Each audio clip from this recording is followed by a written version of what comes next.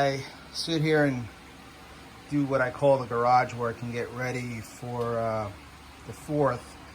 I'm working on my racks, and I just want to share something with everybody that I found out over the last few years using these racks that kind of helps the precision of your the look of your show when you actually running your script. And it's when you're doing these angle comets or mines.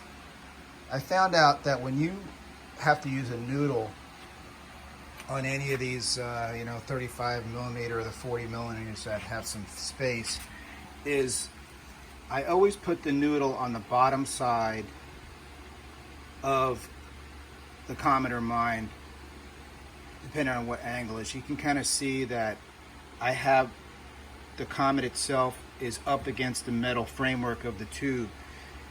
Because from the physics standpoint, when this thing fires, it wants to move up like that. It wants to go that direction.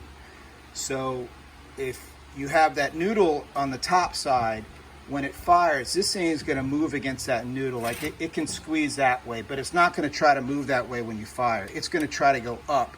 So by having it up against the metal body of the tube, it basically will stay, precisely where you want it. And I didn't do that the first time I used these racks. So at least I didn't, it was a mix. I wasn't paying attention. And you could see, certain effects just seemed, the angle seemed a little bit off. And I know everything was set pretty precisely with the tubes itself. So what was coming into play was the ones that had the noodle on the top side would compress that noodle a little bit when it fired, and the angle would be a little bit different. But if you look at my last year's show, everything looked pretty good on the angles, and I made sure that I did that. So it's just a tidbit of information.